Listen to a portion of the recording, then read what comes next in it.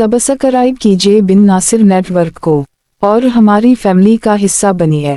एक दुकानदार अब्दुल-रहमान ने अभी अपनी दुकान खोली ही थी कि एक खातून आई और बोली, भाई साहब ये लीजिए आपके 10 रुपए। अब्दुल-रहमान ने हैरत से औरत की तरफ देखा, जैसे पूछ रहा हो, मैंने तुम्हें 10 रुपए कब दिए थे? औरत बोली, कल शाम मैंने आपसे कुछ सामान खरीदा था, मैंने आपको 100 रुपए दिए। सामान 70 रुपए का था, आपने 40 रुपए वापस दिए, जबकि देने 30 रुपए थे। अब्दुल-रहमान ने वो 10 रुपए पेशानी से लगाए, पैसे के डब्बे में रखे और बोला, बहन एक बात बताओ, सामान लेते वक्त तुमने हर 5 रुपए पर मुझसे खूब भाव ताव किया और अब महज 10 रुपए वापस करने के लिए इतनी दूर चली आए।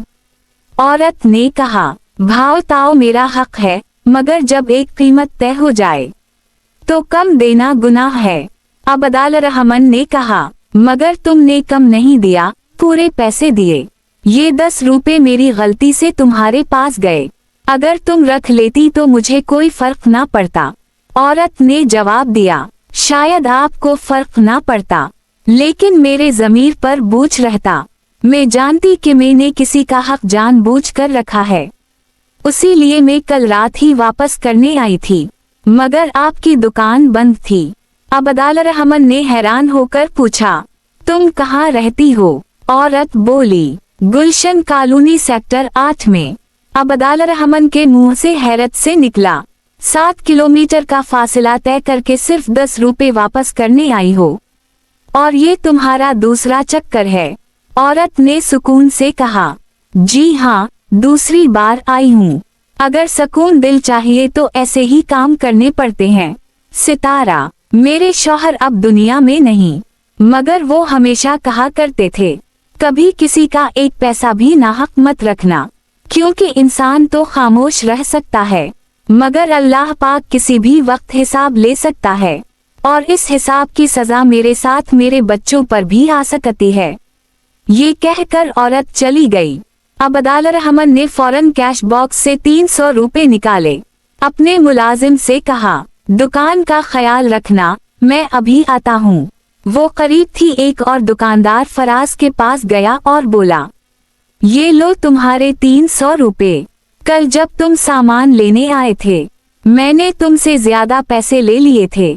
फराज हंसकर बोला, अगर ज्यादा ले लिए थे तो वापस कर देते जब मैं दोबारा आता, इतनी सुबह सुबह आने की क्या जरूरत थी?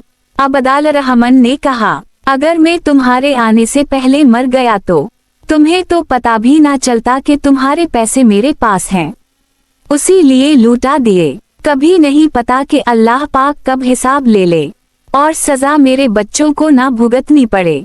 ये सुनकर फराज खामोश हो गया, उसके दिल में एक जख्म जागा। 10 साल पहले उसने एक दोस्त काशिफ से 3 लाख रुपए कर्ज लिए थे। अगले दिन ही काशिफ का इंतकाल हो गया। काशिफ के घर वालों को इस कर्ज का इल्म न था, तो किसी ने तकाजा नहीं किया। लालच में आकर फराज ने कभी खुद भी वापस नहीं किया। आज काशिफ का घराना गुर्बत में जिंदगी गुजार रहा था। बेवा औरत घरों में नौकरियां करके बच्चों को पाल रही थी और फराज उनका हक दबाए बैठा था। अब्दुल-रहमान के अल्फाज, अल्लाह पाक किसी भी वक्त हिसाब ले सकता है, फराज के दिल वाव दिमाग में गूंजने लगे। 2-3 दिन की बेचैनी के बाद फराज का ज़मीर जाग उठा। इसने बैंक से 3 लाख रुपए निकाले और अपने दोस्त के घर गया। काशिफ की बेवा अपने बच्चों के साथ बैठी थी। फराज ने इसके कदमों में गिरकर माफी मांगी। 3 लाख रुपए इसके लिए बहुत बड़ी रकम थी। इसकी आंखों से आंसू बहने लगे और उसने फराज को दुआएं दें। ये वही औरत थी जो 10 रुपए वापस करने 2 बार दुकानदार के पास गई थी। जो लोग दियानतदारी और मेहनत से जीते हैं, अल्लाह पाक उनका इम्तिहान जरूर लेता है, मगर कभी छोड़ता नहीं। एक दिन उनकी दुआ जरूर सुनी जाती है। अल्लाह पाक पर यकीन रखो। ईमानदारी ईमान का हिस्सा है और नाहक माल इंसान के रिस्क से बरकत छीन लेता है।